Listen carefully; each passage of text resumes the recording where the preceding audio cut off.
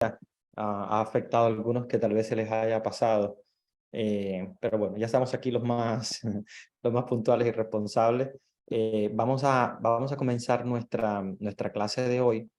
Recordemos que hemos eh, visto todo lo que es la liturgia de la misa desde el inicio hasta el final.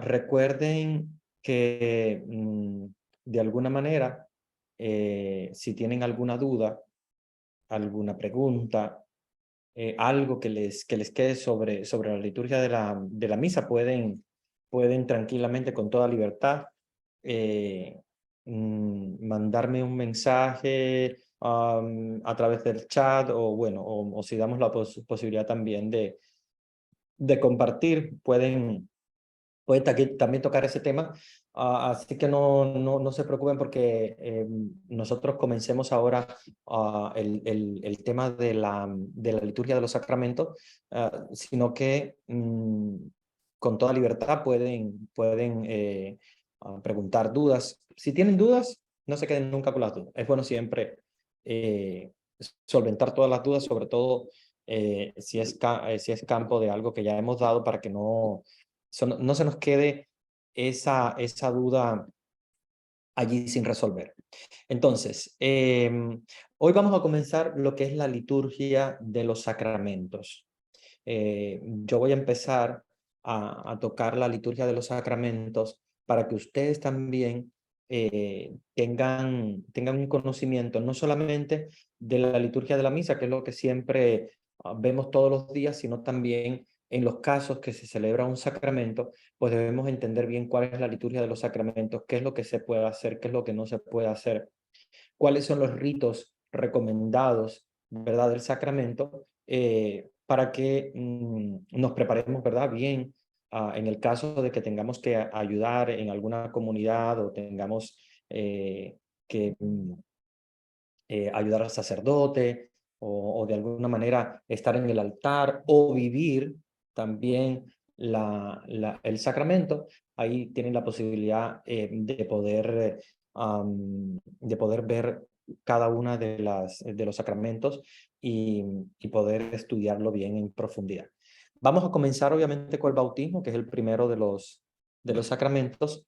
Como les dije, si hay algunas dudas o algo, podemos responderlas durante la clase. Pero bueno, voy primero, antes que nada, a compartirles la pantalla, pero antes de compartir la pantalla, quiero explicarles que la liturgia del sacramento del bautismo tiene dos modalidades diferentes para que ustedes lo tengan en cuenta. No es lo mismo el bautismo con niños que el bautismo con adultos, ¿verdad? Y eso para ustedes es lógico. El bautismo con niños, nosotros lo hacemos basado en la fe de los padres y los padrinos, que son los que vienen a bautizar. Sin embargo, en el caso del bautismo con adultos, ya nosotros no vamos tanto a depositar la fe en la fe de los padres y los padrinos, sino más bien en la fe de quien pide el bautismo. ¿Ok? Por eso el rito es diferente. No es lo mismo en el caso del bautismo de los niños, donde se le pregunta a los papás cuál es el nombre que van a dar al niño, porque obviamente, como ustedes saben, el niño no interviene activamente, sino que más bien pasivamente, o sea, él recibe a través de la fe de los padres y padrinos, él recibe el sacramento del bautismo. Sin embargo, cuando hacemos bautismos con adultos, ya nosotros, todo lo que es el rito va basado en la fe del adulto. Entonces, las preguntas se hacen al bautizado. O sea, por ejemplo, en caso de la profesión de fe, en el bautismo con niños se hace directamente a, a los papás y a los padrinos. En el bautismo con adultos se le pregunta directamente a ellos. O sea, ya se hacen las renuncias y se hace todo directamente con el adulto que va a ser bautizado. Entonces, para que ustedes sepan que son dos rituales diferentes. El ritual que más se usa es el de los niños porque obviamente hay más bautizos, más bautizos con niños que de adultos. Los bautizos de adultos generalmente se hacen en la noche de la vigilia pascual. ¿Por qué se hace durante la vigilia pascual? Porque esa era la tradición. La tradición de la iglesia era que todos los catecúmenos quiere decir que todos aquellos que no están bautizados, pero que se han preparado a través del catecismo, por eso se llaman catecúmenos, ellos se presentaban a la iglesia. No quiere decir que no iban a la iglesia, sí, claro, se preparaban en la iglesia, recibían el catecismo en la iglesia, pero se les presentaba a la comunidad como nuevos cristianos en la noche de Pascua. Y esa era la tradición que tenía siempre la iglesia. Ustedes saben que la vigilia pascual tiene 4 partes, es un poquito larga. Tiene la liturgia de la palabra, tiene bueno, comenzando, la primera es la liturgia de la luz, porque empezamos con la iglesia completamente oscura y se hace lo que se llama la liturgia de la luz, perdón, con la consagración o la bendición del cirio pascual. Tenemos también después lo que es la liturgia de la palabra con las lecturas, que ustedes saben que son más lecturas de lo normal por ser vigilia pascual. Luego tenemos la liturgia del agua, que es donde viene el bautismo con los catecúmenos, y al final se culmina con lo que es la liturgia de la Eucaristía, que ya sí es una misa igual que cualquier otra. O sea, la liturgia de la Eucaristía es igual que cualquier otra misa. Pero tiene la peculiaridad de que en la liturgia del agua se bautizan los catecúmenos. No siempre en la vigilia pascual hay catecúmenos, hay veces que no hay. Hay parroquias que no tienen catecúmenos porque no tienen adultos que se estén preparando para el bautismo, y se hace de todos modos, siempre se hace la liturgia del agua, donde se recibe el agua bendita, donde renovamos nuestras promesas bautismales, todos los que participamos en la Eucaristía. Sin embargo, si esa parroquia tiene catecúmenos, se bautizan preferiblemente durante esa noche de Pascua. Esa noche de Pascua, durante la vigilia pascual, la liturgia del agua, al bendecir el agua, se hace lo que es el bautismo de los catecúmenos, que antiguamente era un periodo un poquito más largo, ahora se ha reducido bastante porque prácticamente los pasos son casi todos hechos en un mismo día. Sin embargo, antes se daban pasos, o sea, se le hacía un paso, por ejemplo, que era la entrega del credo, había otro paso que era la entrega del Padre Nuestro, habían pasos diferentes en cuanto a lo que es la preparación. Eran pasos antes eran bastante largos e interesantes porque obviamente eran personas que no conocían nada de Dios, se acercaban a la iglesia y hacían todo el proceso para bautizarse. Entonces, son dos liturgias diferentes. Nosotros nos vamos a concentrar ahora solamente en la del bautismo de niños, y después, al terminar la liturgia del bautismo con niños, vamos a hacer la liturgia del bautismo con adultos. Bien, entonces voy a compartir la pantalla para que ustedes puedan ver el ritual. Okay. Este es el ritual de la celebración del bautismo de niños.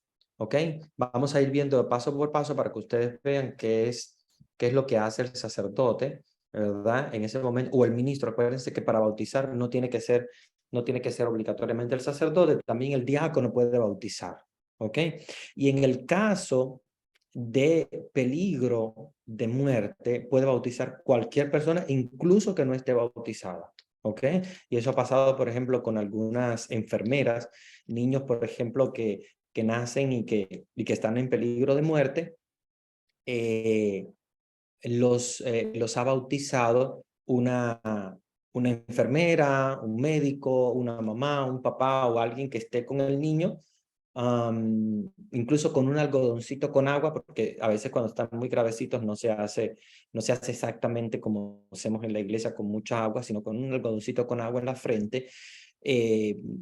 Y muchas veces se les da simplemente la encomienda de que tienen que usar la forma del bautismo. La forma quiere decir, yo te bautizo en el nombre del Padre y del Hijo y del Espíritu Santo.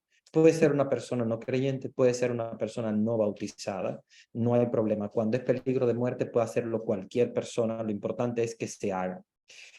Si el niño no se salva por X motivo, queda bautizado. Si el niño se salva, y esperemos en Dios que siempre suceda, bueno, entonces va a ir a la iglesia a recibir los otros ritos que no son el bautismo con agua. Repito esto porque hay muchas personas que dicen, pues como si no fuera válido, ¿no? Porque, bueno, no era una persona no creyente, o era la mamá, o era, no sé. Cuando hay peligro de muerte, el bautismo que hacen estas personas, que como les digo, puede ser una enfermera, puede ser cualquiera, no es inválido, es completamente válido. Si va después el niño ya que se salvó y tal a la iglesia, lo único que vas a recibir es la crismación. O sea, los ritos de la crismación. Y bueno, claro, obviamente el Padre Nuestro, todo lo que se hace en el rito que no es el bautismo con agua. No se puede bautizar a una persona dos veces. Esto sí es importante que lo sepamos. ¿Por qué? Porque el bautismo se recibe una sola vez y es válido siempre y cuando la persona que lo esté haciendo tenga la misma intención de la iglesia. ¿Qué quiere decir eso? Que la persona tenga, o sea, la persona que está ahí, tenga la intención de bautizar en el nombre del Padre y del Hijo y del Espíritu Santo, y que use esa forma. No puede usar otra diferente. La fórmula es, Alberto, María, el nombre del niño, ¿no? Yo te bautizo en el nombre del Padre y del Hijo y del Espíritu Santo. Si usa esa fórmula, si tiene la intención, sobre todo los papás, que son los que lo piden, de bautizarlo en peligro de muerte, queda bautizado, y ese es el día de su bautismo. Va a la iglesia solamente a inscribirse en los libros de bautismo y a recibir la crismación. ¿Okay? Eso es importante que lo sepan, porque yo sé que algunos a veces no tienen este conocimiento, no saben, y piensan, hay que buscar un padre, hay que buscar al padre y tal. Cuando es peligro de muerte, hay que actuar rápido. Si es un niño en peligro de muerte, hay que actuar urgente y hay que bautizar al niño a pesar de que no encontremos ningún sacerdote que pueda ir a bautizarlo. Puede bautizar a cualquier persona que esté en contacto con el niño y que lo esté haciendo por petición, obviamente, acuérdense que todo es en base a la fe de los padres y los padrinos. Si los papás están pidiéndolo, pues se puede bautizar. Como les decía, en peligro de muerte. Entonces, eso es importante que lo tengamos en cuenta. El bautismo se recibe una sola vez en la vida, siempre y cuando tenga la fórmula que usa la iglesia y la intención de la iglesia. Entonces, puede ser un sacerdote, puede ser un diácono, el que bautice. Ustedes saben que cualquiera puede bautizar, o sea, cualquier ministro, o sea, un ministro sacerdote, un ministro diácono, puede bautizar. Lo primero que dice el ministro, o sea, el sacerdote o el diácono, es una monición de entrada. Comienza con una monición de entrada, que es como un saludo, ¿verdad? Es el mismo siempre, ustedes van a escuchar siempre, que dice: hermanos, con gozo habéis vivido en vuestra familia el nacimiento de un niño. Con gozo venís ahora a la iglesia a dar gracias a Dios y celebrar el bautismo de vuestro hijo. Todos los aquí presentes también nos alegramos con ustedes, con vosotros. Dispongámonos a participar activamente en esta celebración. Eso se repite siempre, ¿ok?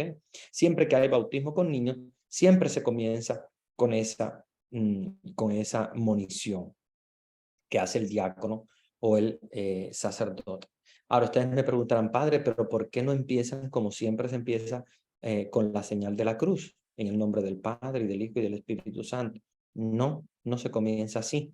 ¿Por qué? Porque la señal de la cruz la vamos a hacer más adelante, cuando se haga la señal de la cruz en la frente del niño. Es por eso que se reserva la señal de la cruz. Ven que no empieza en el nombre del Padre, y del Hijo, y del Espíritu Santo. Tampoco se dice el Señor esté con ustedes, no. El ministro empieza simplemente con una monición, ¿ok? Entonces, si estás ayudando al sacerdote, puedes abrir el ritual del bautismo con niños, que generalmente es un libro bien finito, porque apenas solamente lo que tiene es el ritual del bautismo con niños, a abrirlo en... en realidad en ese ritual vienen dos tipos de rituales, que es el ritual de la celebración de varios niños y el ritual de la celebración de un solo niño. ¿Ok? Y bueno, después también hay ocasiones especiales, donde hay ocasiones especiales. Pero bueno, en este caso vamos a ver el ritual de la celebración del bautismo de varios niños. ¿Ok? Que no se diferencia en nada, es la misma. Cuando es un solo niño, cuando son muchos, es lo mismo. Lo único que, para que el sacerdote no se confunda, el varios niños está en plural, y cuando es un solo niño todo está en singular. Por ejemplo, aquí diría, si fuera el ritual de un solo niño, aquí diría: hermanos, con gozo habéis vivido en vuestra familia el nacimiento de un niño. Con gozo vienen ahora a celebrar el bautismo de su hijo, y todos los aquí presentes. Entonces, más adelante vienen eh, mm, ¿cómo se llama? Eh, las frases que son más en plural, y las otras son en singular. Pero en realidad el ritual es el mismísimo, ¿eh? Es el mismo. Entonces, el ministro comienza con esa admonición, y después viene diciendo: ¿qué nombre habéis elegido para vuestro hijo? O sea, en este caso se le pregunta cuál es el nombre. ¿Por qué?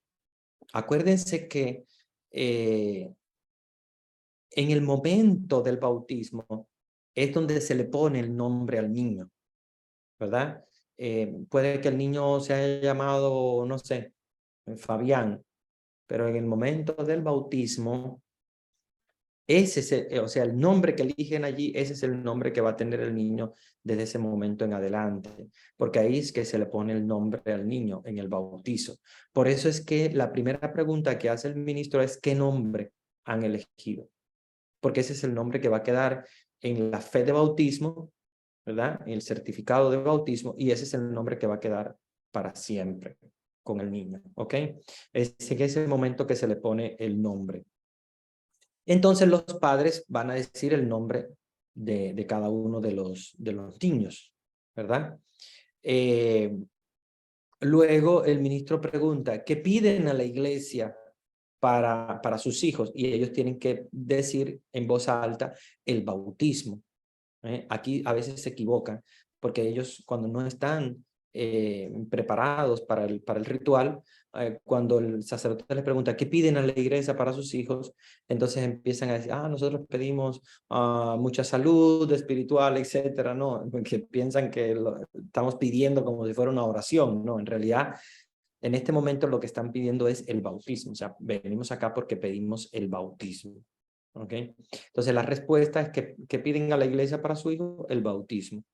Entonces, luego el ministro sigue diciendo: ¿sabéis que al pedir el bautismo para vuestro hijo, os obligáis a educarlo en la fe, para que este niño, guardando los mandamientos de Dios, ame a Dios y al prójimo como Cristo nos enseña en el Evangelio? Y ellos ahí tienen que responder: sí, lo sabemos. O sea, ellos tienen que saber que pidiendo el bautismo no es simplemente el bautismo para alejar los mal de ojos. O sea, porque algunos piensan eso. El bautismo es para que el niño tenga salud, para que el niño tenga buena suerte, para que el niño se aleje de los malos espíritus, o etcétera, etcétera. No, acuérdense que el bautismo es un compromiso, ¿ok? Entonces, cuando nosotros estamos celebrando un bautismo con niños, tenemos que ayudar a los padres, y yo no sé si ustedes, algunos seguramente habrán ayudado en las comunidades a dar las charlas prebautismales. No sé, tal vez alguno de ustedes ha dado charlas prebautismales a los papás y a los padrinos, y es importante ayudarlos a reflexionar sobre esto, a decirles, ustedes tienen un compromiso, o sea, el bautismo es un compromiso, no es venir a bautizar y listo, no, es venir a bautizarlo y a continuar trayéndolo a la iglesia. No es que vinieron a bautizarlo y ya no me olvidé más de él hasta que después que sea grandecito a traerlo a hacer la comunión, no.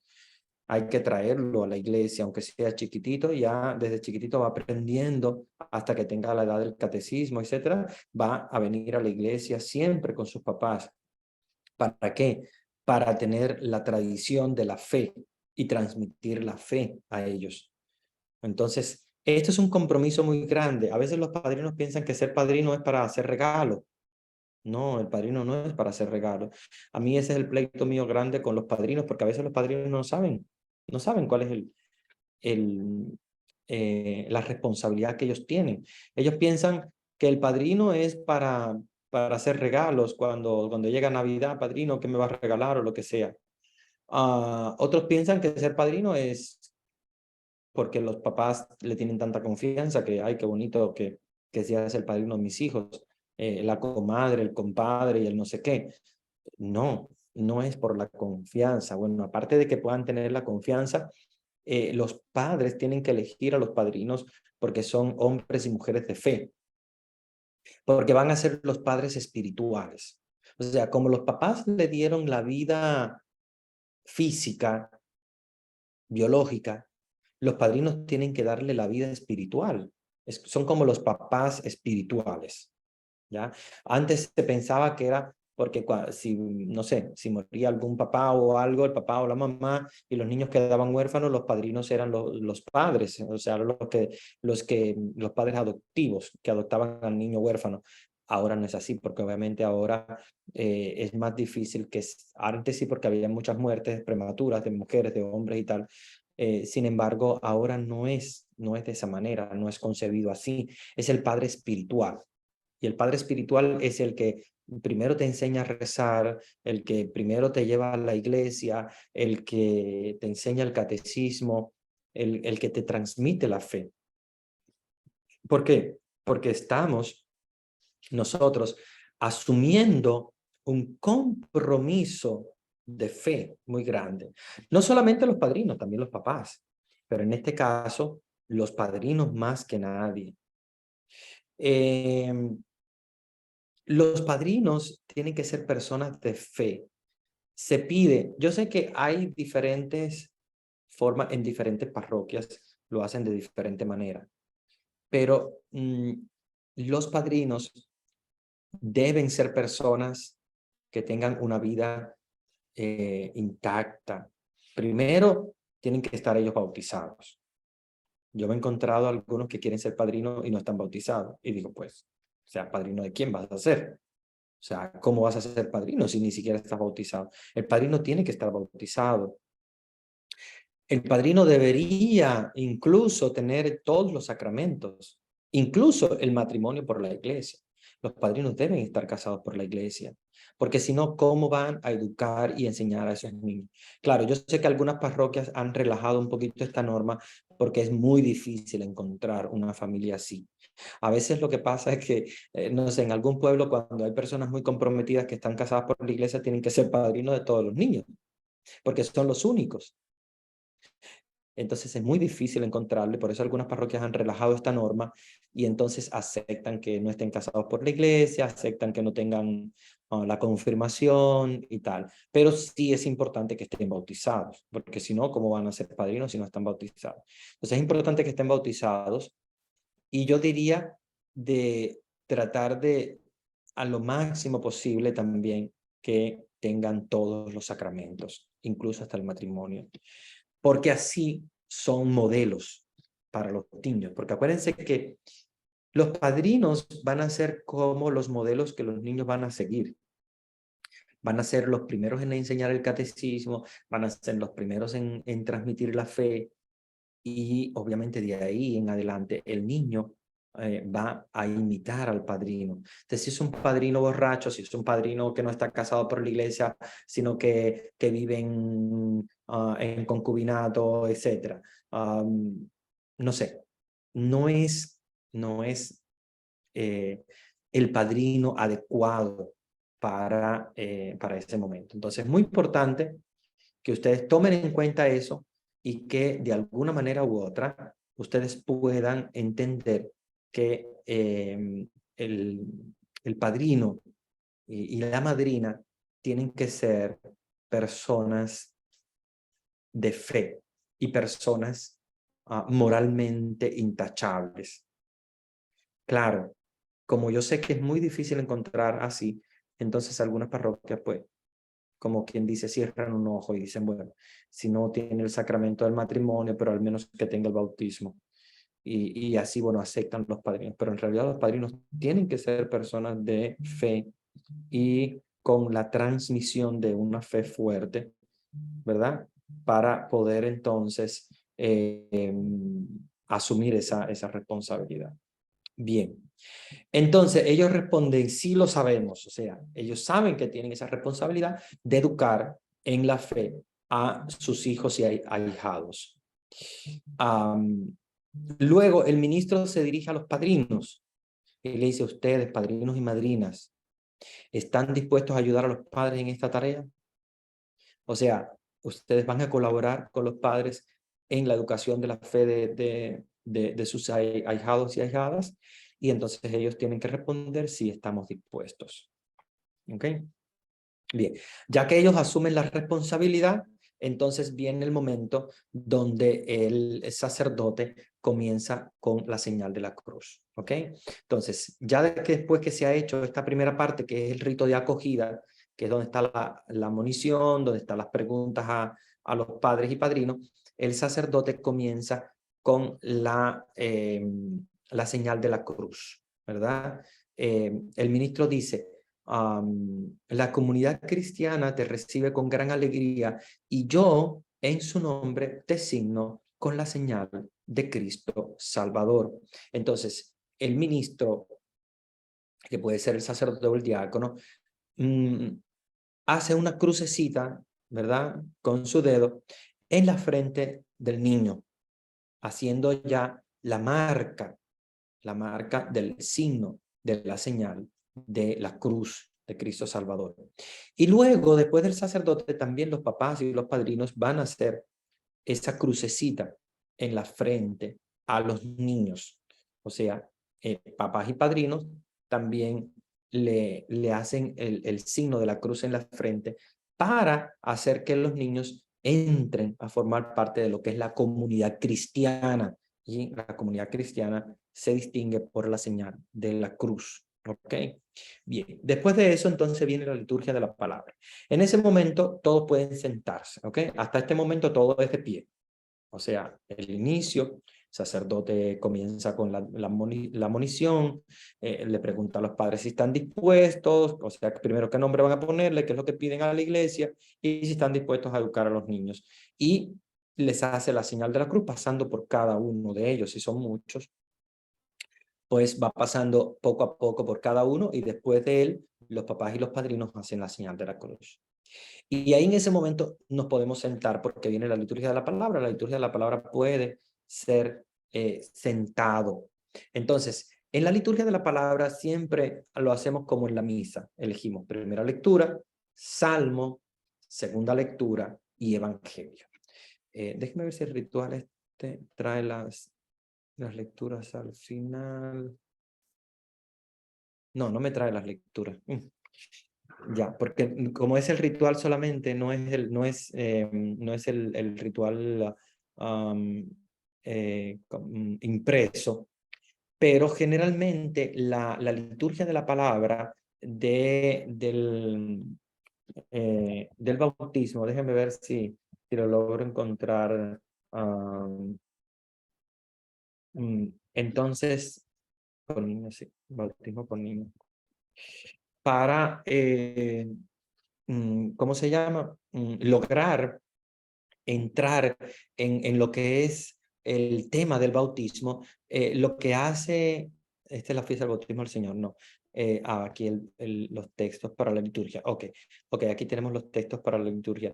Lo que hace el sacerdote es elegir una primera lectura. Hay varias opciones. Por ejemplo, aquí tenemos como primera lectura, se puede elegir la del Éxodo 14, ¿verdad? Que es donde Moisés le dice a los israelitas de salir a pie y pasar por el Mar Rojo, donde Dios divide el mar, porque acuérdense que ese es el sentido del bautismo, es sentido la Pascua, cuando ellos pasan por el Mar Rojo es sentido de purificación, ¿verdad? Queda atrás el faraón, Egipto y todo lo que es la esclavitud, y ellos se lanzan a través de esa travesía por el desierto a lo que es la libertad. Entonces, en el bautismo hacemos lo mismo. En el bautismo es abrirse a la libertad de los hijos de Dios,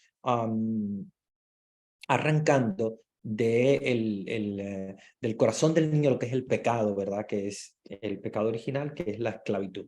Entonces, igual también el paso entre el Antiguo y el Nuevo Testamento. Acuérdense que el paso de la muerte a la vida de Jesús también nos recuerda al bautismo, que es un paso también de una muerte, que es el pecado, a la vida, que es la gracia, ¿verdad? Entonces, este es un ejemplo de primera lectura. No es que tengamos que elegir obligatoriamente la primera, no. Puede ser que elijamos, por ejemplo, esta otra, que es del Éxodo 17, donde se habla del agua que brota de la roca del Oreb. Acuérdense que también la roca del Oreb es la fuente del bautismo, que es el agua ante la sequía, ¿verdad?, que tenía el pueblo en el desierto, y en el Oreb Dios le da el agua a tomar a los israelitas. Podemos elegir también la de Ezequiel, la del profeta Ezequiel 36, del 24 al 28, donde habla Dios que derramaré sobre vosotros un agua pura que les purificará de vuestras inmundicias. También es el sentido de la purificación, una lectura también bastante cortita. Hay otra de Ezequiel 47, que es la que habla del agua que emanaba del lado derecho del templo y que daba vida a todo por donde pasaba, ¿no? Esta también es una lectura muy interesante. Luego tenemos las lecturas de las cartas apostólicas, ¿verdad? Que son ejemplos que pueden ser para segundas lecturas también. Nosotros aquí, las cartas apostólicas, tenemos la de San Pablo a los Romanos, que nos habla efectivamente de que por el bautismo fuimos sepultados con Cristo en la muerte, para que andemos en vida nueva. Tenemos otra opción, que es la de San Pablo a los Romanos, el capítulo 8, que nos habla que Cristo nos ha predestinado, que Dios, perdón, que nos ha predestinado a ser imagen de Cristo, o sea, de su Hijo.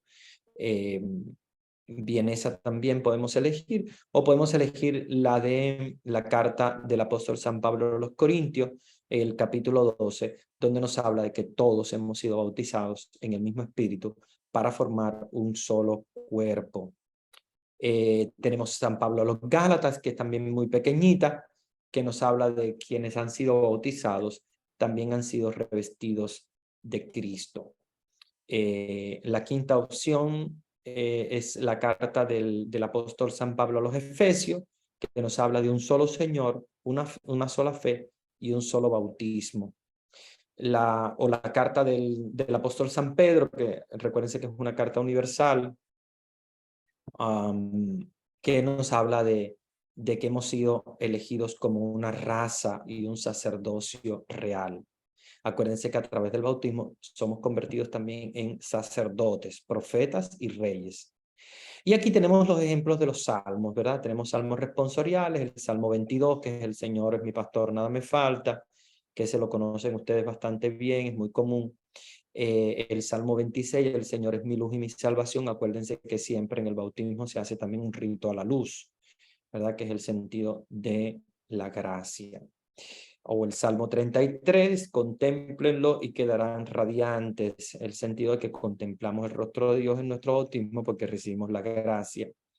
Y tenemos también después de los salmos unos ejemplos de aleluya, y de versículos antes del Evangelio. Acuérdense que siempre antes del Evangelio se canta un aleluya o se reza. Y aquí tenemos ejemplos como, por ejemplo, tanto amó Dios al mundo que entregó a su Hijo único. Todos los que crean en Él tienen vida eterna. O yo soy la luz del mundo, dice el Señor. El que me sigue no camina en tinieblas, sino que tendrá la luz de la vida. Estas son las antífonas. Es para antes del Evangelio. Pero si se canta un aleluya, no hay que usar la antífona. Simplemente el canto del aleluya lo sustituye. Y después, por último, tenemos las lecturas del Evangelio. El primero de todos es la lectura del Evangelio según San Mateo, que ustedes saben que es Mateo que nos narra el momento en el cual un fariseo le dijo a Jesús cuál es el mandamiento principal de la ley, y él dice: amarás al Señor tu Dios con todo tu corazón, etcétera, y amarás a tu prójimo. Acuérdense que es la ley. ¿Por qué se coloca en el bautismo? Porque ustedes saben que el bautismo es una ratificación de la alianza con Dios, y la alianza con Dios la hacemos a través del cumplimiento de los mandamientos. ¿Ok? Pero tenemos también la opción, o sea, no hay que escoger obligatoriamente la primera, tenemos otra. A mí me gusta siempre variar para que no caiga como la monotonía de leer siempre las mismas lecturas. Podemos en otra ocasión, con bautismo con niños, también usar esta de San Mateo 28, donde nos dice: vayan y bauticen a todos los pueblos, hagan discípulos a todos los pueblos, bautizándolos en el nombre del Padre, y del Hijo, y del Espíritu Santo. Luego Juan, que bautiza a Jesús en el Jordán, que es el bautismo de Jesús, que esa es muy clásica, se usa mucho. La de San Marcos, donde nos dice Jesús: dejen que los niños se acerquen a mí, porque de ellos es el reino de los cielos. La otra opción es la del Evangelio según San Marcos, donde le preguntan cuál es el mandamiento de todos, y es: escucha, Israel, amarás al Señor tu Dios con todo tu corazón, con toda tu alma, con toda tu mente, con todo tu ser. Bueno, y la sexta es la del Evangelio según San Juan, que es la que nos habla de Nicodemo. Se recuerda el capítulo 3 de San Juan, Nicodemo que viene de noche a visitar a Jesús. Y Jesús le habla sobre nacer de nuevo, y él no entendía cómo se podía nacer de nuevo. Él pensaba que era volver a nacer de una madre, y Jesús lo que está refiriéndose es al nacimiento espiritual. La séptima opción es también del Evangelio de San Juan, capítulo 4, dice: recuerdan que es la samaritana, que nos habla del agua de la vida, y este es el símbolo del bautismo, ¿verdad? El agua que la samaritana fue a buscar en el pozo. También de San Juan, capítulo 6, el que cree tiene vida eterna. Nadie viene al Padre, nadie viene a mí si el Padre no lo ha enviado. También tenemos San Juan, capítulo 7, que es: manarán torrentes de agua viva. Y San Juan, capítulo 9, se lavó y volvió con vista. Se recuerda que es la curación del ciego del nacimiento. San Juan, capítulo 15, el que permanece a mí, yo permanezco en él. Hay muchas opciones de San Juan. San Juan, capítulo 19, sobre el costado de Jesús, que salió agua y sangre. ¿Ok? Estas son las 12 opciones de evangelio. Ven que hay muchas opciones de evangelio. Entonces podemos utilizar cualquiera de esas para la liturgia de la palabra. Entonces, todos se sientan para escuchar con atención la palabra de Dios, que nos hablará de la nueva vida que Dios derrama hoy sobre estos pequeños. Es muy importante escuchar con atención y respeto. Y después se sigue una homilía. No es una homilía como la de la misa, a no ser que obviamente se puede bautizar también los niños dentro de misa, pero se prefiere que el ritual sea aparte, porque es como muy propio para los padres y padrinos. Hay algunas parroquias donde bautizan también dentro de la misa para que los fieles vean un bautismo, porque hay fieles que nunca van a bautizos, entonces nunca participan. Es bueno también que se haga algún bautismo dentro de la misa, pero resultan ser muy largas las misas con bautismo dentro. Si se hace el ritual solo de bautismo, no con misa, entonces se hace la liturgia de la palabra siguiendo estas lecturas. Ahora, si se hace dentro de la misa, no. Si se hace dentro de la misa, se usan las lecturas propias de la misa de ese día. Pero si vamos a celebrar el bautismo fuera de la misa, como normalmente se hace, utilizamos las lecturas que son propias del bautismo, que ya les compartí, que pueden utilizar una primera lectura, un salmo. Incluso hay algunos que no hacen segunda lectura cuando son días entre semana, por ejemplo, un sábado en la mañana o algo así, o un domingo en la tarde, pero ya se fue a misa, ya normalmente hemos ido a misa, entonces se lee solamente una lectura, un salmo y el evangelio. ¿Ok? Entonces, después de las lecturas, viene una homilía de parte del sacerdote. Y ahí es donde el sacerdote tiene que aprovechar el momento para educar a los padres y los padrinos, especialmente aquellos que no vienen mucho a la iglesia. Porque como ustedes saben, hay muchos padrinos sobre todo, y bueno, papás también, que vienen solamente para el bautismo y nunca más regresan. Son bautizados, etcétera, etcétera, pero no son creyentes frecuentes. Entonces, en esa homilía el sacerdote aprovecha, sobre todo para dar, digamos, una especie de catequesis sobre el bautismo, ¿verdad? Para que no consideren el bautismo simplemente como una reunión social. ¿Qué es lo que hacen los papás y los padrinos? Vamos a la iglesia, todos vestidos muy lindos de blanco, muchas fotos, mucho bla, bla, bla y tal, y vamos para la casa y tenemos fiestas y pastel y no sé qué y tal, y piñatas y qué sé yo, pero no se ha vivido en profundidad lo que es el sacramento. Acuérdense que esto no es un sacramento, que la gente lo está convirtiendo como una especie de acto social, pero no es un acto social.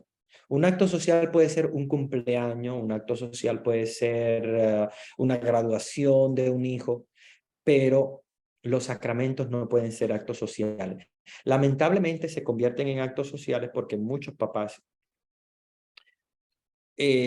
programan todo como para hacer un acto social. Y fiestas grandes y cosas que no tienen nada que ver con el bautismo. El bautismo es una fiesta espiritual, que se puede hacer también una fiesta en la casa y todo muy bueno, pero lo primero es la fiesta espiritual, lo primero es prepararse bien para que ese niño realmente reciba el sacramento como debe recibirlo. Para recibir el sacramento, los papás y los padres, acuérdense que los niños no van a hacer nada en ese momento, lo que van a hacer es gritar, llorar y todo eso, los niños están pasivos allí, no están haciendo nada, pero los papás y los padrinos sí, los papás y los padrinos tienen que estar conscientes de lo que están haciendo, tienen que estar transmitiendo la fe, tienen que estar viviendo el sacramento del bautismo para que entonces vivamos el sacramento como debe ser, como sacramento, no como una fiesta social. ¿Ok? Entonces, el sacerdote, bueno, todos los sacerdotes generalmente elegimos ese momento de la homilía para ayudar a las personas a orientarse en qué es lo que están haciendo y qué es lo que están recibiendo para que ellos sepan bien de qué se trata. Bien, después de la homilía viene la oración de los fieles, ¿ok? Entonces, en la oración de los fieles, que la pueden hacer incluso los papás, la pueden hacer los padrinos, la puede hacer también un laico que está ayudando al sacerdote, ya como se sigue igual después después de la homilía en las misas, también se hace la oración de los fieles, asimismo igual en el bautismo se hace la oración de los fieles. Entonces, se puede utilizar esta, que es un ejemplo, donde dice, hermanos, eso lo introduce el sacerdote o el diácono, hermanos, oremos para que estos niños que van a ser bautizados por sus padres y padrinos y por todo el pueblo santo de Dios. ¿Ok? Bueno, aquí, por lo que veo, este ritual es el de un solo niño. ¿Ven? Por eso dice, para que este niño, pero el ritual con varios niños es lo mismo, lo único que lo pone en plural. Dice, por ejemplo, en este caso diría el lector, para que estos niños, al participar en el misterio de la muerte y resurrección de Cristo, alcancen nueva vida por el bautismo y se incorporen a su santa iglesia. Roguemos al Señor, ¿verdad? Y la gente responde, te rogamos, óyenos. Y así se van pidiendo por cada uno de las intenciones del bautismo, ¿ok? También por la Iglesia Universal, etcétera. Bien, entonces, después que se hace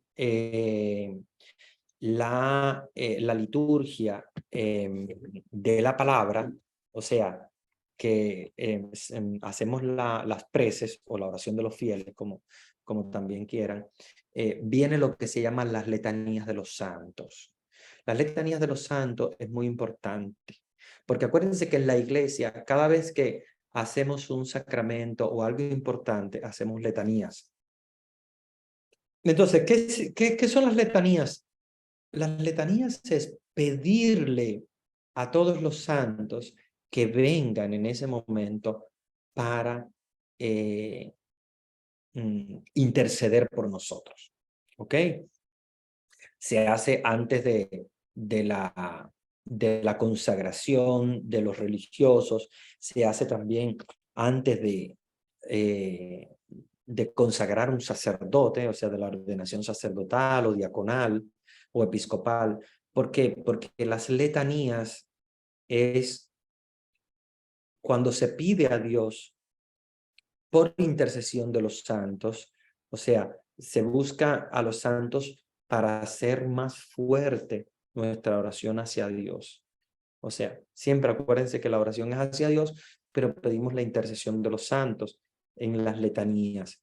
No son largas las letanías, son bien cortitas. Fíjense que hay unas letanías que son obligatorias y después hay unas letanías donde el mismo sacerdote o diácono agrega los nombres de los santos de cada uno de los niños. Por ejemplo,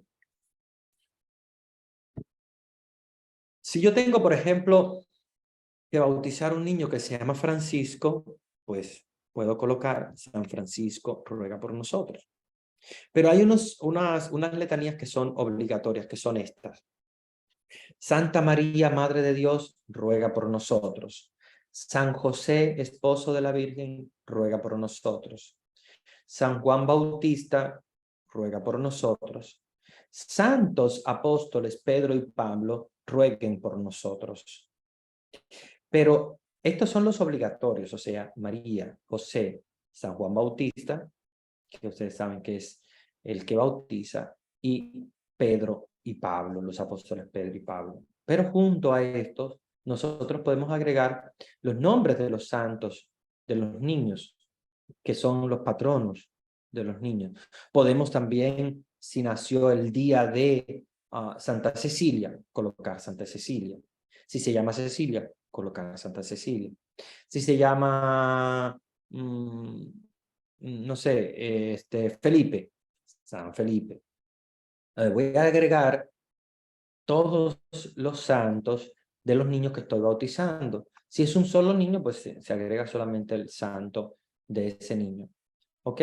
Ahí agregamos. No tiene que ser largo, simplemente hacemos los obligatorios, que son estos 4, y agregamos los santos de los niños, dependiendo de la cantidad de niños que tengamos para bautizar. Al final terminamos con la letanía de todos los santos. Decimos, todos los santos y santas de Dios rueguen por nosotros. ¿Okay? Eso lo responden padres y padrinos, toda la comunidad. Bien, entonces ahí culminamos con la liturgia de la palabra y entonces empezamos con la oración de exorcismo. La oración de exorcismo es muy importante y aquí me voy a detener un poco para que ustedes comprendan por qué es importante la oración del exorcismo. Miren, la oración del exorcismo es muy importante porque yo estoy en este momento haciendo, fíjense qué importancia tiene, yo estoy haciendo que todo el poder del maligno que hay en ese niño sea arrancado a través de la oración. Por eso se llama exorcismo, porque nosotros vamos a exorcizar el alma del niño. ¿Ok? Y como ustedes saben, exorcismo quiere decir sacar afuera todo tipo de demonio, todo tipo de poder del demonio que hay adentro. Eso es exorcizar. Entonces, voy a exorcizar el alma de esos niños que, como ustedes saben, al nacer con el pecado original, vienen marcados por el demonio. O sea, en el sentido de que vienen en sus corazones con el pecado.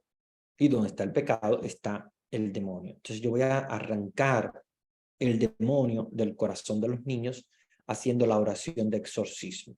¿Bien? Entonces, miren cómo dice la oración de exorcismo. Dios Todopoderoso y Eterno, que has enviado a tu Hijo al mundo para librarnos del dominio de Satanás, espíritu del mal, y llevarnos así, arrancados de las tinieblas al reino de tu luz admirable, te pedimos que este niño, o estos niños, en el caso de que sean varios, lavados del pecado original, sean templo tuyo y que el Espíritu Santo habite en ellos por Cristo nuestro Señor. ¿Ok? Entonces, estamos haciendo una oración que es para exorcizar el alma del niño que al nacer bajo el pecado original, nace con la huella de Satanás. Entonces, exorcizamos. Una vez hayamos hecho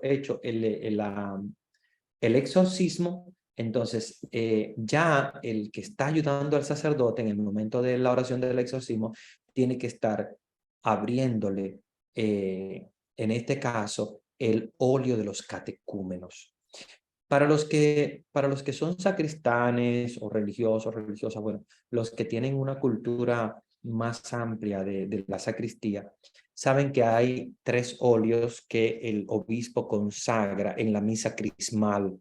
Que ustedes saben que la misa crismal casi siempre se hace o el jueves santo en la mañana o antes. De alguna manera, el obispo dice cuándo va a celebrar la misa crismal. Se llama misa crismal porque es la misa donde el obispo consagra los óleos, o sea, los aceites que se van a enviar a todas las parroquias. Entonces, a las parroquias se les envía tres tipos de óleos, ¿verdad? Que tenemos que tener siempre bien marcados por fuera porque no podemos confundir uno con el otro. Entonces, casi siempre en una tapita o debajo o de afuera, siempre tienen una marca, ¿verdad? A veces la marca la tienen en latín, ¿verdad? En este caso, por ejemplo, el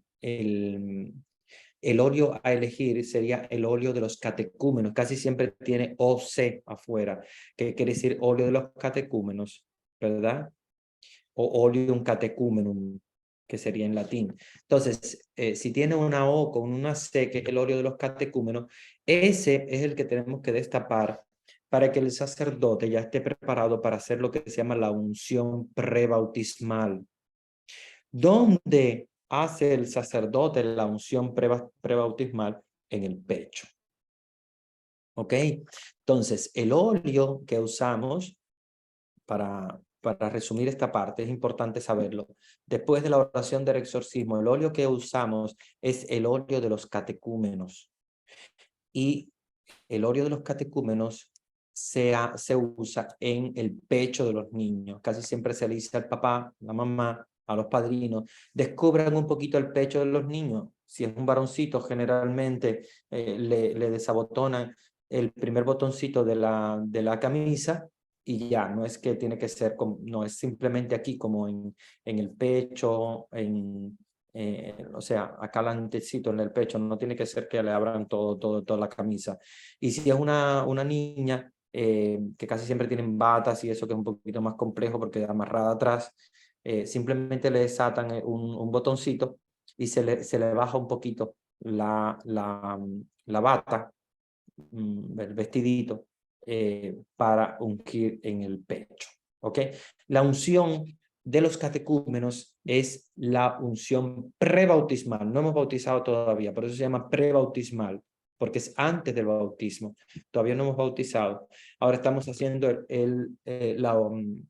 la crismación con el óleo de los catecúmenos. Entonces, el sacerdote tomando ese óleo de los catecúmenos, que generalmente es un óleo con, ustedes van a ver el olor, es un olor fuerte, es un olor a aceite, ¿ok? Porque es diferente al santo crisma, porque el santo crisma tiene perfume. Cuando el obispo está consagrando el óleo, en este caso el santo crisma, le coloca una botella de perfume, porque es un óleo perfumado. Es un aceite, pero que tiene un olor muy rico. Bueno, yo les iba a hablar de los 3 óleos para que sepan. El primero es el óleo de los catecúmenos. El segundo es el santo crisma. El óleo de los catecúmenos se usa solamente para este momento del bautismo y ya nunca más se usa. Sin embargo, el santo crisma suele gastarse más porque se usa para el bautismo, la segunda unción, o sea, la última, la que se hace en la frente. Se usa también para las confirmaciones y se usa también para las ordenaciones sacerdotales. Entonces, el santo crisma es muy usado y es ese que les decía que tiene un olor muy sabroso. Y después el tercer óleo es el óleo infirmorum, que es el óleo de los enfermos, que es el que se usa solamente para llevar el sacramento de la unción de los enfermos a los enfermos en la casa. Acuérdense que ya no se llama extrema unción, ojo con eso, porque a veces hay personas que todavía siguen utilizando el nombre de extrema unción. Se llamaba extrema unción, ya no se llama extrema unción, ahora se llama unción de los enfermos. ¿Por qué no se llama extrema unción? Bueno, esto es un paréntesis porque no hemos llegado a ese sacramento, pero para que ustedes sepan, no se llama extrema unción porque antes se llamaba extrema unción porque era la última unción que se hacía, era la extrema, o sea, el momento ya de peligro de muerte, y generalmente se hacía y ya el alma del difunto descansaba.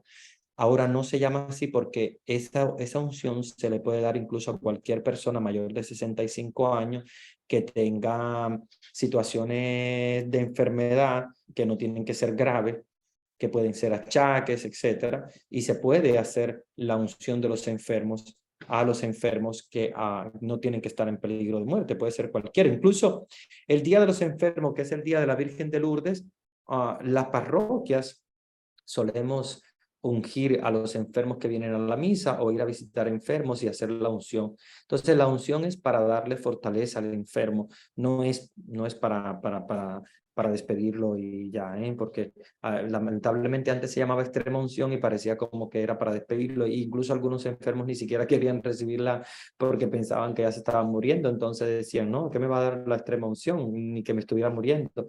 Entonces, no, ya no se llama extrema unción, se llama unción de los enfermos. Bueno, eso es simplemente un paréntesis porque no estamos en ese sacramento, ya cuando les hable de él voy a darles un poquito más de datos. Pero para que ustedes sepan, la unción de los enfermos, no. Los óleos son 3. Entonces, tenemos el óleo de los catecúmenos, ¿ok? El santo crisma y el óleo de los enfermos, ¿ok? Casi siempre afuera sus nombres están en latín, las iniciales. OC, que es óleo de los catecúmenos, SC, que quiere decir santo crisma, y OI, que quiere decir óleo infirmorum, que quiere decir óleo de los enfermos, ¿ok? En latín. Entonces eso para identificar cuáles son los tres óleos. Entonces en este momento se usa el óleo de los catecúmenos, OC, y se dice, mientras ungimos en el pecho de los niños, se dice, para que el poder de Cristo Salvador te fortalezca, te ungimos con este óleo de salvación en el nombre del mismo Jesucristo, Señor nuestro, que vive y reina por los siglos de los siglos. Amén. ¿Okay? A todos los niños. A mí me ha tocado bautizar hasta 50 muchachos. Hay que decirle, a toditos hay que decirle la misma frase. ¿Ok? Mientras ungimos en el pecho. Después pasamos a lo que se llama la liturgia del sacramento, ¿verdad? Entonces, aquí el sacerdote va hasta el baptisterio. Acuérdense que hay muchas iglesias que tienen baptisterios. ¿Qué es el baptisterio? Es aquel baptisterio, no sé cómo explicárselo. No le puedo decir otro nombre porque es baptisterio, pero ustedes saben que es esa fuente de agua que tiene una base que muchas veces está a un costado en la iglesia. Hay iglesias que no tienen baptisterio y lamentablemente tienen que usar como una palangana o una fuente, etcétera. Bueno, no es lo ideal. Lo ideal es que las iglesias tengan su baptisterio, bien bonito, de mármol o de lo que sea, ¿no? Que lo hayan construido y que tengan el baptisterio en una parte de la iglesia donde el sacerdote va a ir en ese momento. No tiene que ir con todos porque a veces son 50 muchachos con 50 papás, 50 mamás y 100 padrinos y más las abuelitas y los tíos y los no sé qué y los fotógrafos y todo el mundo y eso es terrible, a veces la iglesia llena de gente. No tiene que ir con todos al baptisterio, él puede ir con el micrófono hasta allá y entonces va a hacer lo que se llama la oración de bendición del agua. ¿Ok? Comienza diciendo, oremos hermanos al Señor Dios Todopoderoso para que conceda a este niño o a estos niños la vida nueva por el agua y el Espíritu Santo. Y ahí comienza, te bendecimos Padre misericordioso, porque de la fuente del bautismo hiciste borrar en nosotros la nueva vida de los hijos de Dios, y todos repiten, bendito seas por siempre, Señor. Te bendecimos, Señor, etcétera, etcétera, ¿no? Después, a un cierto punto, el ministro toca el agua. Para bendecir el agua, acuérdense que hay que tocarla con la mano derecha. Entonces, el ministro toca el agua con la mano derecha y ahí es donde dice, bendice, Señor, esta agua en la que va a ser bautizado, si es uno solo, decimos Felipe, Juan, María, Claudia, no sé, a quienes has llamado al baño de la regeneración en la fe de tu iglesia para que tengan la vida eterna por Jesucristo nuestro Señor. ¿Ok? Bien, bueno, este ritual pone para que tengan la visa eterna. Bueno, si le viene la visa, que bueno, pero no es la vida eterna, que hay una equivocación en este ritual. Después de bendecir el agua, entonces el ministro, el diácono o el sacerdote vuelve de nuevo a la asamblea y va a hacer lo que se llama la renuncia y profesión de fe, que esto se hace también durante la noche de Pascua. Ustedes la recordarán, en la noche de Pascua el sacerdote les hace hacer la renuncia y también la renovación de las promesas bautismales, que son las renuncias y la profesión de fe. Entonces, son 3 renuncias y 3 profesiones de fe. ¿Ok? Entonces, el ministro primero dice, la primera renuncia es, ¿renuncia al pecado para vivir en la libertad de los hijos de Dios? Sí, renuncio. ¿Renuncian a todas las seducciones del mal para que no les domine el pecado? Sí, renuncio. ¿Renuncian a Satanás, padre y príncipe del pecado? Sí, renuncio. Y después, las 3 profesiones de fe, sí creo. ¿Creen en Dios Padre Todopoderoso, Creador del cielo y de la tierra? Sí, creo. ¿Creen en Jesucristo, su único Hijo, nuestro Señor, que nació de Santa María, la Virgen, murió, fue sepultado, resucitó de entre los muertos y está sentado a la derecha del Padre? Sí, creo. ¿Creen en el Espíritu Santo, la Santa Iglesia Católica, el perdón de los pecados, la resurrección de los muertos y en la vida eterna? Sí, creo. Y ahí es donde entonces el sacerdote culmina diciendo, esta es nuestra fe, esta es la fe de la iglesia que nos gloriamos de profesar en Jesucristo, nuestro Señor. ¿Okay? Bien, después de las promesas bautismales, que son las 3 renuncias y las 3 profesiones de fe, viene lo que es prácticamente el bautismo como tal. O sea, llega ya lo que es el bautismo de los niños. El ministro llama a los niños por su nombre, Alberto, Juan, María, Josefina, quien sea, ¿no? Y lo primero es que le pregunta a los papás y a los padrinos, ¿quieren ustedes bautizar a su hijo y ahijado en la fe de la iglesia que ahora mismo nosotros acabamos de profesar? Y ellos dicen, sí, creemos. Recuérdense que se va a bautizar en esa fe, o sea, en esa fe que nosotros hemos profesado, en ese credo que nosotros hemos profesado. Entonces ahí dice el nombre del niño, ok, pongamos que sea Felipe, yo te bautizo en el nombre del Padre y del Hijo y del Espíritu Santo. Y decimos amén.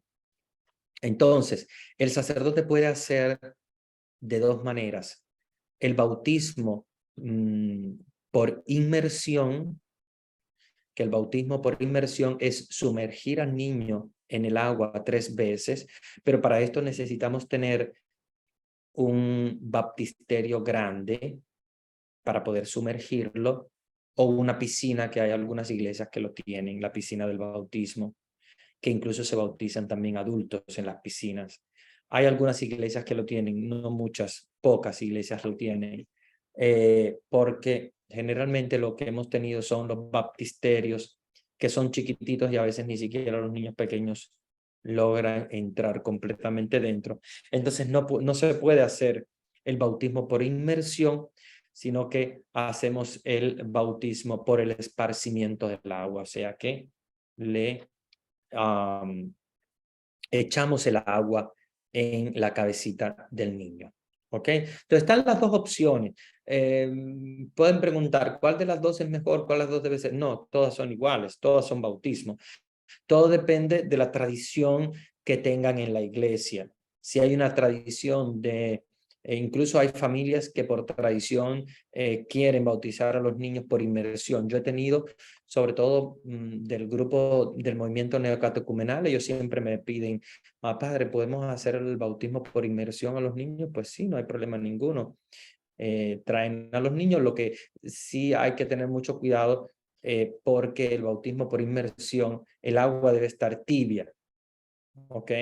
Y generalmente siempre se coloca un calentador de agua para poner tibia el agua, porque si no el niño sí iba a gritar. Ya de por sí gritan bastante los muchachos cuando lo bautizan. Si el agua está fría, pues peor todavía y luego se puede pegar una enfermedad. Se puede resfriar. Entonces, hay que tener en cuenta que el agua debe estar caliente, no desde el momento del inicio del bautismo, porque acuérdense que del inicio, con las lecturas, con la homilía, con todo, se puede enfriar el agua. Hay que estar calentándola constantemente. Siempre hay sacristanes que ayudan y apoyan con eso. Y de lo contrario, si bueno, se va a hacer también por esparcimiento del agua en la cabeza, pues también tiene que estar relativamente tibia, ¿verdad? A no ser que estemos en el trópico, si están en Cuba, República Dominicana, Puerto Rico, no sé, en el Caribe, pues ahí qué bueno que esté fría, porque a veces están hasta sudando los niños en la iglesia por el calor tan grande que hace. Entonces, claro, pero bueno, generalmente cuando hay frío se le calienta el agua y también hay que tener en cuenta que cuando se bautiza el niño por inmersión se le quita toda la ropa, entonces hay que tener siempre una toalla preparada para secarlo, porque después de ese momento hay que secarlo y vestirlo de nuevo, ¿no? Entonces, para no perder mucho tiempo hay que tener todas esas cosas bien preparadas, una toalla. Aun cuando se hace, no por inmersión, sino cuando se rocía el agua en la cabeza a los niños, también hay que tener preparado al menos una toallita, aunque sea pequeña, para también secar la cabecita del niño, porque obviamente se moja de agua y como son muy chiquititos, hay que ayudar, ¿verdad?, a los papás. Hay algunos que compran su toallita y bueno, se la ponen ahí en la cabecita apenas terminado el bautismo. Acuérdense, son muy chiquititos y hay que cuidarlos bien. Después del bautismo, cuando ya los niños regresan, generalmente siempre aquí se forma un poco de caos en la iglesia, porque entonces se va bautizando uno, va para allá, los papás y los padrinos empiezan a hacer cuentos y hablar y no sé qué y tal, porque obviamente se presta el momento para eso. Hay que mantener siempre el comportamiento en la iglesia, el silencio y tal, y retomar la celebración con la unción del Santo Crisma. Entonces, ¿el Santo Crisma es el mismo óleo que el óleo de los catecúmenos? No, absolutamente no es el mismo. El Santo Crisma es el mismo que se utiliza para la confirmación, sí. Para la confirmación sí es el mismo. O sea, el Santo Crisma que yo voy a usar ahora es el mismo de la confirmación, pero no es el mismo que se usa para los enfermos, ni tampoco es el mismo que se utiliza para el óleo de los catecúmenos, o sea, la unción prebautismal. Esta unción con el Santo Crisma, este Santo Crisma se usa para, como les decía, les repito, confirmación, o sea, para bautismo, confirmación y para ungir a los ministros, o sea, diáconos, sacerdotes, obispos. ¿Okay? Se usa ese crisma. Entonces, ¿dónde se va a ungir? Esta vez se unge en la frente, no se hace ya en el pecho, sino en la frente. Y el sacerdote o el ministro, o sea, o el diácono, dice: Dios Todopoderoso, Padre de nuestro Señor Jesucristo, que te ha liberado del pecado y dado nueva vida por el agua y el Espíritu, te consagre con el crisma de la salvación para que entres a formar parte de su pueblo y seas para siempre miembro de Cristo, sacerdote, profeta y rey. Ven, vamos a ser a partir del bautismo sacerdotes, en el sentido del sacerdocio común. Todos son sacerdotes porque todos van a poner en práctica y escuchar la palabra de Dios. Profeta, porque todos vamos a denunciar lo mal hecho y vamos a anunciar la palabra de Dios como profeta. Y reyes, porque vamos a reinar junto con Jesús en el reino eterno. Entonces, sacerdote, profeta y rey. Y ahí la asamblea dice amén.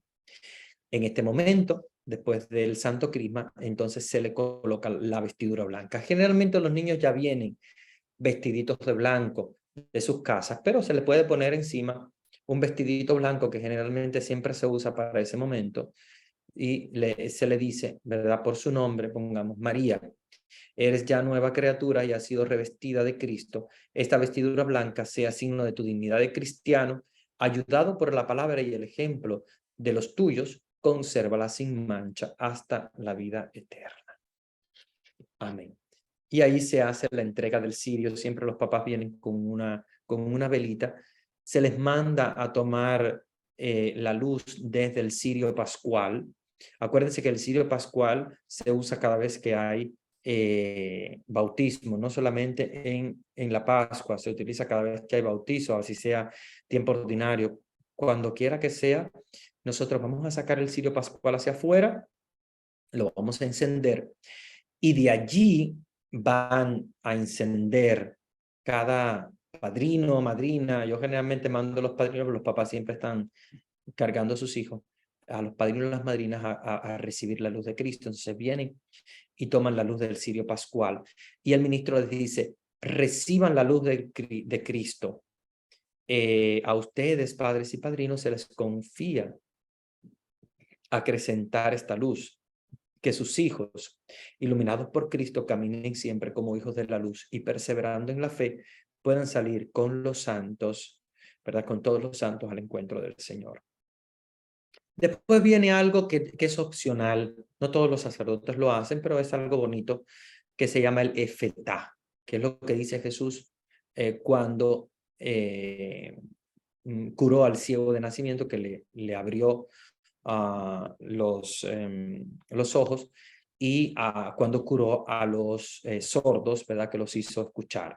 Se le hace el efetá, que el sacerdote con su dedo pulgar toca el oído y la boca del niño y dice: el Señor Jesús, que hizo oír a los sordos y hablar a los mudos, te conceda a su tiempo escuchar la palabra de Dios, proclamar su fe para alabanza y gloria de Dios Padre. No siempre se usa, pero es una manera también de recordar este ritual que es bastante hermoso. Luego se hace la conclusión del rito.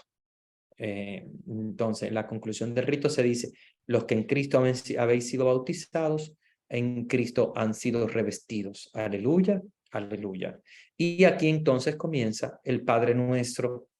El sacerdote dice: hermanos, estos niños que han renacido por medio del bautismo, se llaman y son hijos de Dios. Un día recibirán en plenitud el Espíritu Santo por medio de la confirmación, aprenderán a llamar a Dios Padre invocándolo en la asamblea de los fieles, y se acercarán al altar del Señor, o sea, en el sentido de la comunión. Ahora en su nombre, sintiéndonos todos hijos de Dios, oremos como el Señor nos enseñó. O sea, ellos no pueden llamar a Dios Padre porque son chiquititos, pero los papás y los padrinos sí lo hacen en nombre de ellos. Entonces ahí se reza el Padre Nuestro. Y luego el sacerdote hace lo que ya es la bendición final, que hace una bendición sobre la mamá, sobre el papá, sobre los padrinos, sobre la asamblea, sobre los niños, etc. Y la bendición final. Ese es el rito del bautismo. Voy a dejar de compartir la pantalla porque ahora voy a responder algunas preguntas del chat y si ustedes tienen alguna inquietud también vamos a dialogar. Padre, si el nombre que mis padres me dieron al sacerdote le pareció que pertenecía al sexo contrario y lo cambió, ¿cuál es el verdadero? Este es mi caso. Bueno, sí ha pasado. Ha pasado porque hay algunos sacerdotes que dicen, ese nombre no es cristiano, vamos a ponerle Alejandro o vamos a ponerle Inés o qué sé yo. Lamentablemente, el nombre que se recibe el bautismo es el nombre tuyo delante de Dios. Ahora bien, puede que en el registro civil tu nombre sea otro. Entonces, tus documentos, etcétera, es los nombres que tu papá te pusieron. Si el sacerdote encontró que no era un nombre cristiano, sino que había que colocar un nombre cristiano, un nombre de un santo, ese es el nombre delante de Dios. Pero vas a seguir con tu nombre civil, en el registro civil, en tu acta de nacimiento, en tu carnet de identidad, en tu pasaporte, el nombre legal que tienes en tu registro civil. Pero delante de Dios, el nombre es el que se recibe en el bautismo. Antes, cuando no existían los registros civiles, sabemos todos que el nombre era el que estaba en la fe de bautismo. Pero mira, este caso que tú me dices es muy interesante. Sería bueno que tú sacaras una certificación de bautismo y una certificación de nacimiento, a ver si los nombres son iguales o son diferentes. Si son diferentes es un problema grave, porque cuando te vas a casar o lo que sea que vayas a hacer, van a encontrar que tienes esa diversidad de nombre. Entonces, no sé, a mí no me gusta hacer los cambios de nombre. Yo entiendo algunos sacerdotes que lo hacen porque dicen, no, este nombre no es cristiano, vamos a ponerle un nombre cristiano. Pero por otra parte entiendo que si los papás eligieron un nombre determinado para sus hijos, pues ese es. Y si no es un nombre cristiano hasta ahora, pues será a partir de ahora, ¿no? Porque no quiere decir que si no es un nombre de un santo no va a ser cristiano, porque quién sabe si ese que se llama Yuri Miss Lady va a ser la primera santa Yuri Miss Lady en el mundo, no sabemos, ¿verdad? Entonces yo creo que no debería cambiarse para no crear también problemas en el futuro con documentos, porque cuando hay documentos diferentes parece que no es la misma persona, entonces sí crea una dificultad. Yo diría que no los cambien, pero hay algunos que los cambian y bueno, pues te lo cambiaron y lamentablemente en el récord de bautismo te va a aparecer un nombre y en el de nacimiento te va a aparecer otro. Pero tu nombre delante de Dios es el del bautismo. Bueno, padre, si el padrino es una persona soltera, no, a ver, ¿qué pasa? Puede ser una persona soltera, incluso puede ser un viudo, una viuda. No tienen tampoco los padrinos que ser pareja, no, nada que ver. Yo le digo que sean casados por la iglesia, porque para que sean personas que sean ejemplo. Ahora, si es una persona soltera, pues es un ejemplo como soltero. Lo que no está bien es que sea un padrino que está conviviendo con una persona y no se han casado por la iglesia y no pueden comulgar ni nada porque no son ejemplos. Ahora, si es una persona soltera, si es una viuda, si es una persona que nunca se ha casado, una persona divorciada pero que se ha quedado sola, pues está bien porque no está dando mal ejemplo, está bien. Lo importante es que no sean gente que dé mal ejemplo. Si es una gente que da mal ejemplo, o sea, que no tiene una pareja fija o que la pareja que tiene no está casado por la iglesia, entonces no debe ser padrino. En caso de muerte, si quien bautiza es uno de los padres, el niño se salva, entonces queda como padre y padrino, o al llevarlo a la iglesia a completar el bautismo pueden llevar a otro como padrino o madrina. Muy buena pregunta, muy buena pregunta. Mira, en realidad cuando se bautiza el niño en peligro de muerte no hay padrino. O sea, el que está bautizando, sea una enfermera, sea el papá, sea el doctor, no son los padrinos. Él, en ese momento, él es el ministro del sacramento. Es como el sacerdote, ¿verdad? Que está haciendo como ministro. No es ni padrino ni madrina. Entonces, cuando ya se lleva el niño a la iglesia, van con sus padrinos entonces a recibir la unción. ¿Ok? Pero no es padrino ni madrina. El papá o el médico o la enfermera o quien sea son simplemente los ministros del sacramento. Voy a la siguiente pregunta. Padre, buenas noches. ¿Puede explicar qué es el pecado original? Mira, el pecado original es,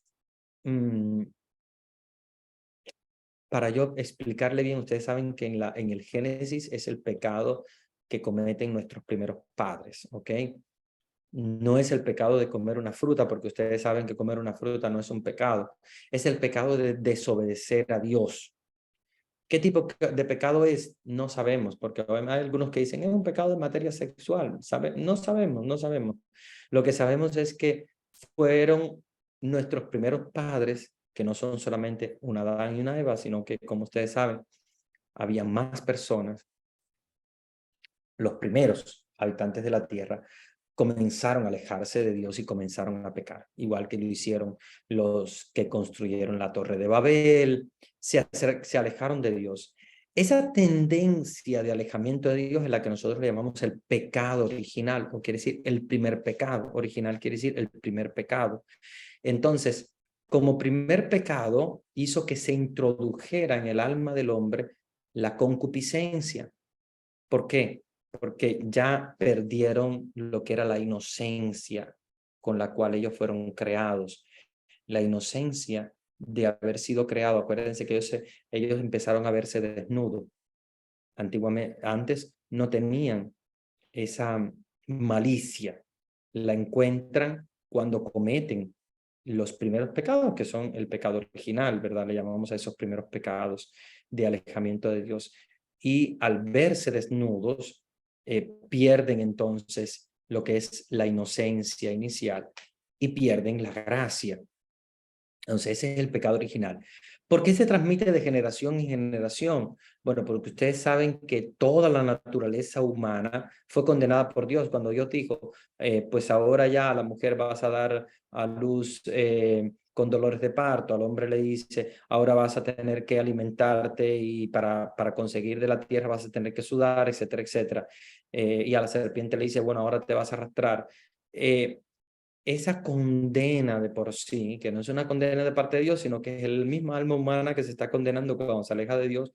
Ustedes saben eso porque ya hemos hablado otras veces. Esa especie de condena es lo que nosotros llamamos el pecado original, que está en la naturaleza del hombre y que se transmite de generación en generación. Ese es el pecado original. Entonces, dentro del alma del niño hay como cuando nace, hay como una especie de poder de Satanás a través del pecado original. Y lo que hacemos con el exorcismo, ¿qué cosa es? Quitar eso. Si nosotros pudiéramos ver el alma, no se puede ver, pero si pudiéramos ver el alma de los niños recién bautizados, veríamos un alma completamente pura. Porque le devolvemos al niño lo que se llama la gracia santificante, que claro, luego se pierde con los pecados que él va a cometer durante su vida, pero en el momento del bautismo recibe esa gracia y recibe también lo que es la filiación con Dios, hijo de Dios, ¿verdad? Aunque todos los creados somos hijos de Dios, pero va a ser hijo de Dios por el bautismo, miembro de la iglesia por el bautismo y se va a convertir en cristiano. Tuve la oportunidad de arreglar todo y tengo el mismo en ambos. Ah, qué bueno que arreglaste. No sé entonces cuál te pusiste, si te pusiste el que te puso el sacerdote o el que te pusieron tus papás. Estamos curiosos por saber cuál es que arreglaste.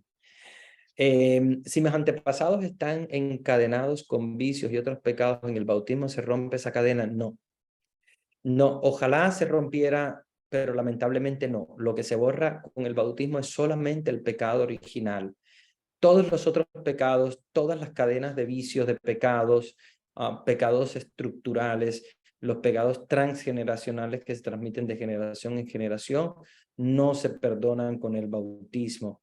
Con esos pecados y esas cadenas hay que romperlas y lleva mucha oración, lleva mucho ayuno, penitencia, a veces también, ¿verdad? Para poder lograr algo así tan fuerte, y lleva un trabajo muy grande. Lo más importante es que lleva un trabajo espiritual muy grande con los miembros de la familia, o por lo menos con aquellos que quieran romper esas cadenas transgeneracionales. Pero lamentablemente con el bautismo no. Ojalá se pudiera hacer, pero no. Padre, buenas noches. Muchas gracias por su excelente enseñanza. Gracias. ¿Pudiera explicar el fin del bautismo y sus beneficios espiritualmente? Bueno, el fin del bautismo principal es hacer que los niños se conviertan en cristianos, ¿ok?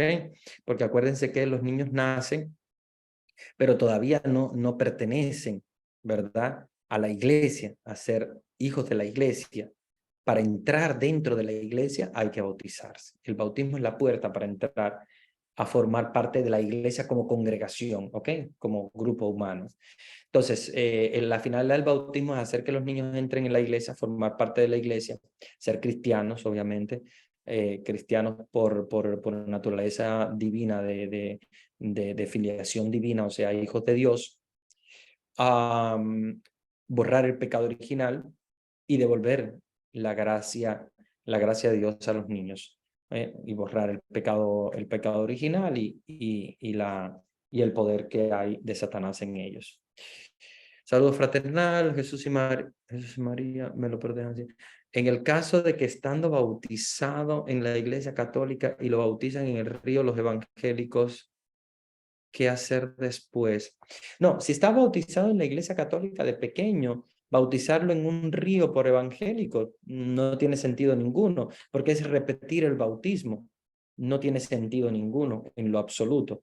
No te aporta en lo absoluto nada. Nada, no te dan nada nuevo. ¿Ok? No te da nada nuevo en lo absoluto. Ya tú estás bautizado, el bautismo se recibe una sola vez en la vida, y ya no se recibe más. Es, por ejemplo, le voy a poner un ejemplo concreto para que ustedes más o menos tengan una idea. La vacuna de la polio, que se recibe una sola vez en la vida, ¿verdad? Que es la que le dan a los niños para evitar la poliomielitis. Esa se recibe una sola vez en la vida. Si hay niños que reciben 2 veces, pues no cambia nada, porque es una sola vez. El bautismo es una sola vez. Si quieren bautizarlo de más grande en el río con los evangélicos, simplemente están perdiendo el tiempo, porque ya está bautizado.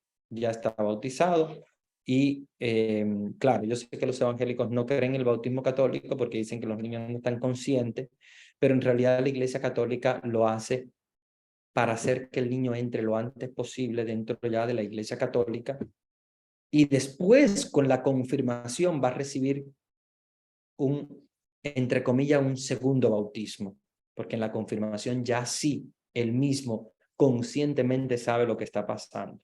Por eso se llama confirmación, vamos a confirmar el bautismo, ¿ok?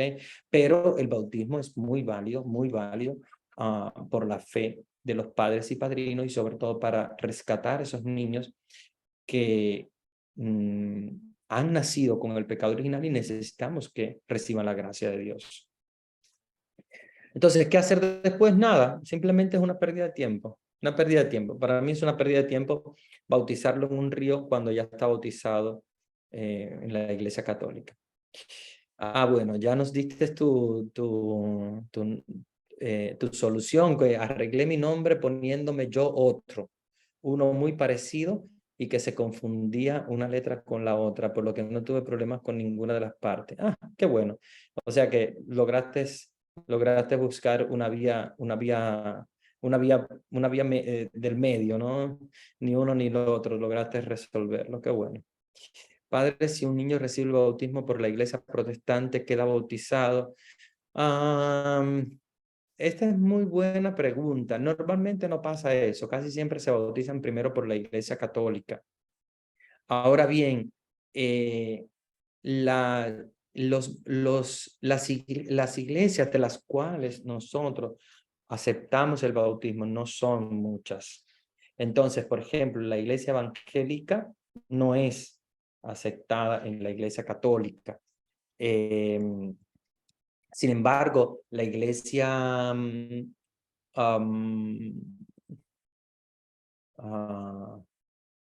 episcopal, o no, episcopal no, a la iglesia ortodoxa, sí, de la iglesia ortodoxa no se necesita bautizar en la iglesia católica, simplemente si pasa a la iglesia católica porque se convierte en católico, lleva su acta de bautismo y lo colocamos en los libros, pero no se necesita repetir el bautismo. Acuérdense que el bautismo se recibe una sola vez siempre y cuando sea con la intención de la iglesia. Entonces, es muy importante que nosotros podamos entender en qué condiciones es válido el bautismo fuera de la iglesia católica, ¿verdad? Porque no todas las iglesias, ¿cómo se llama? Bautizan igual que la iglesia católica. Entonces, por ejemplo, los católicos y los ortodoxos sí tenemos la misma visión del bautismo, ¿verdad? Que no es la misma del protestantismo, ¿verdad? La mayoría de los protestantes no tienen la misma intención de la iglesia católica. Por ejemplo, algunos protestantes no bautizan bebés. Algunos protestantes no creen ni siquiera en el pecado original. Algunos protestantes tienen otras maneras de ver el bautismo. Entonces, de la iglesia ortodoxa, sí, absolutamente. Sí se acepta porque tiene la misma visión del bautismo, ¿verdad? La iglesia ortodoxa, la iglesia católica. Pero los protestantes, la mayoría de ellos no solamente bautizan adultos, por ejemplo, y no tienen la misma, o sea, no los bautizan a sus fieles en la misma fe de lo que creemos nosotros como católicos. Entonces es muy importante saber en qué condiciones se pueden, ¿cómo se llama? Aceptar el bautismo. Entonces, bueno, ¿qué más? ¿Qué nos queda más por ver? Yo creo que hemos visto todas las preguntas del chat. Y ya se nos ha ido el tiempo, ya faltan 5 minutos para las 10. Yo voy a darle la bendición y les voy a dejar con Vanesita, que les va a dar los avisos. Bien, nos preparamos para recibir la bendición. El Señor esté con ustedes. Y con tu espíritu. Y la bendición de Dios Todopoderoso, Padre, Hijo y Espíritu Santo, descienda sobre ustedes y permanezca para siempre. Amén. Bueno, les dejo con Vanesita, que tengan una linda